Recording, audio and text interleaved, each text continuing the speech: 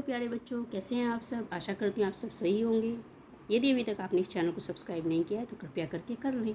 तो चलिए आज हम पढ़ने जा रहे हैं इंग्लिश ग्रामर। तो यह इंग्लिश ग्रामर कक्षा 4 की है। तो चलिए प्रारंभ करते हैं। इंग्लिश ग्रामर में हम पढ़ने जा रहे हैं चैप्टर 1। तो देखिए इस चैप्टर का नाम क्या है, दी सेंटेंस। तो आज हम जानेंगे सेंटेंस के बारे में। तो चलिए स्टार्ट करते हैं। तो यहाँ पर देखिए, यहाँ पे कुछ पिक्चर्स दी गई हैं। तो look at the pictures and read the sentences given below them.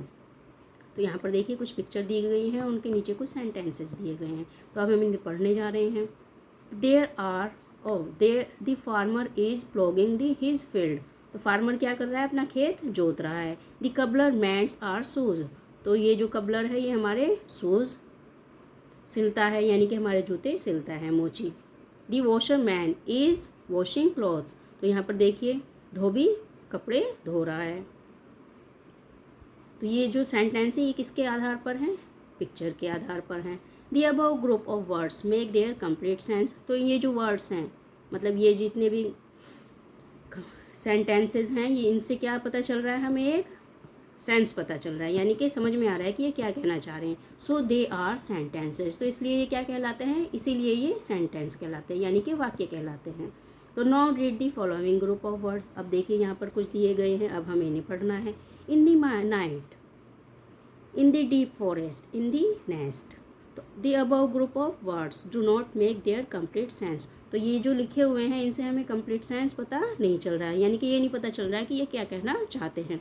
hence they are not sentences, thus we can say। तो इसलिए क्या है, ये sentences नहीं हैं। तो हम कह सकते हैं कि a group of words which make complete sense is called the sentence. तो एक शब्दों का समूह जो कि जिससे कि हमें समझ में आता है वही सेंटेंस कहलाता है, यानी कि शब्दों का ऐसा समूह जिससे कि हमारी समझ में आए कि वो कहना क्या चाहते हैं, वही क्या कहलाता है, वही सेंटेंस कहलाता है। तो हम कह सकते हैं कि group of word which makes complete sense is called sentence. तो इस प्रकार से सेंटेंस क्या कहलाएगा, जिससे कि हमारी समझ में आए वही सेंटेंस कहलाएगा। तो चलिए आप आगे का पढ़ते हैं। अब हमारे पार्ट्स ऑफ सेंटेंस। तो सेंटेंस के कितने पार्ट्स होते हैं उसके बारे में पढ़ेंगे। Read the following sentences carefully. तो देखिए यहाँ पर 2 सेंटेंस दिए गए हैं, हमें ध्यान से पढ़ना है। Aman reads his book. Aman अपनी किताब पढ़ता है। Neetu writes a letter. Neetu पत्र लिखती है। In the above sentences the words Aman and Neetu are doers. यानी कि ये है, इनके द्वारा काम किया गया है, तो इसलिए ये क्या है, अमन और नीतू डॉर्स हैं। ऑफ दिस एक्शन, यानी कि एक्शन किसके द्वारा किया गया है, नीतू और अमन के।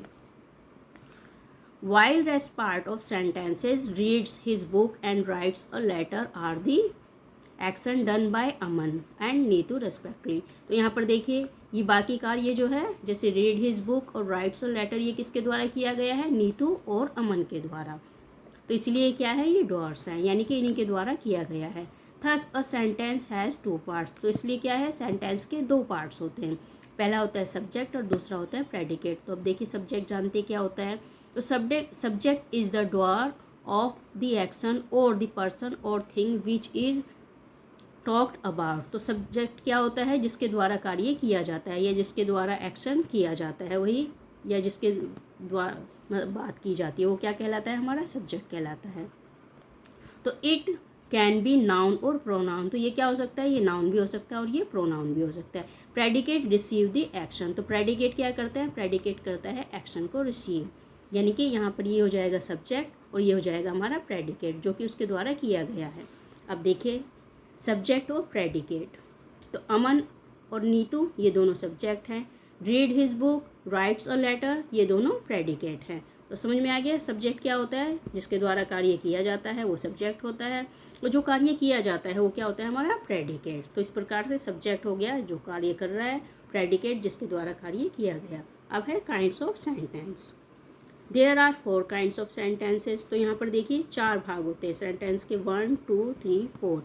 Statement of declarative sentence, interrogative sentence, imperative sentence, exclamatory sentence. सबसे पहले पढ़ते हैं स्टेटमेंट और डिक्लेरेटिव सेंटेंस। तो डिक्लेरेटिव सेंटेंस मेक स्टेटमेंट और रिमार्क लाइव। तो ये जो डिक्लेरेटिव सेंटेंस होता है ये क्या करता है, ये स्टेटमेंट या रिमार्क करता है। जैसे Jawaharlal Nehru was the first prime minister of India. तो जवाहरलाल नेहरू हमारे पहले प्रधानमंत्री थे। तो ये जो है मतलब ये लिखी हुई बात है कि ये हुआ था, तो इससे क्या हो रहा है, डिक्लेरेशन हो रहा है कि हाँ भाई ये ऐसा हुआ ही था। तो the peacock is a beautiful bird, तो पिकॉक क्या है, एक सुंदर पक्षी है। तो पिकॉक सुंदर पक्षी है, तो ये क्या है, डिक्लेरेटिव सेंटेंस। अब है interrogative sentence. Interrogative sentence ask question like, तो जब हम किसी से कोई सवाल करते हैं, कुछ पूछते हैं, तो वो किसके अंतर्गत आता है, इंटेरोगेटिव सेंटेंस। जैसे what is your favourite food, तुम्हारा पसंदीदा भोजन क्या है। हु आर यू, आप कौन हैं। हु टीच यू इंग्लिश, तुम्हें इंग्लिश कौन पढ़ाता है। वेयर डू यू लिव, तुम कहाँ रहते हो। तो जब हम किसी से कुछ पूछते हैं तो वो उसके अंतर्गत आता है, इंटेरोगेटिव सेंटेंस के अंतर्गत।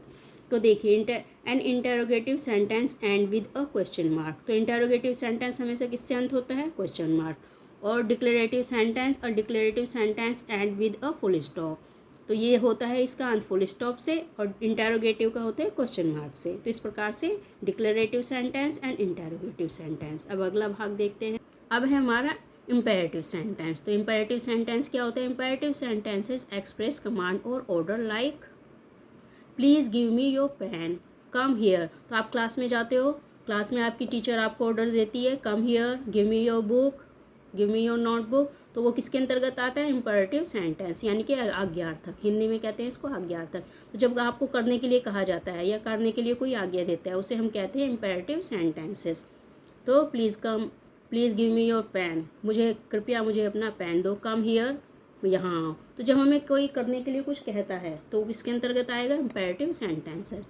अब है एक्सक्लेमेटरी सेंटेंस। तो ये क्या होता है, exclamatory sentences express strong sudden feeling of joy, pain और surprise, like how beautiful is the rain, alas my dog is no मोर।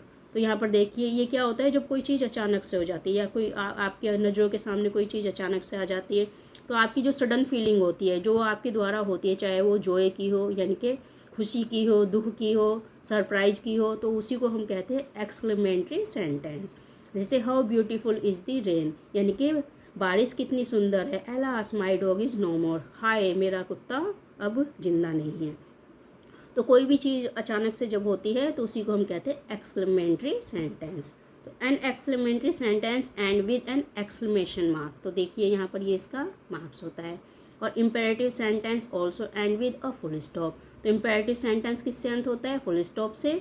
और an exclamatory sentence end with an exclamation marks, तो ये exclamation mark से अंत होता है। इस प्रकार से आज हमने क्या पढ़ा, उस सेंटेंस के बारे में पढ़ा। चलिए प्रैक्टिस टाइम आ गया है, तो देखिए प्रैक्टिस टाइम में क्या है। तो यहाँ देखिए टिक द करेक्ट आंसर। तो a sentence makes its complete sense, तो यहाँ पर सेंस पे लगाएंगे हम राइट का निशान।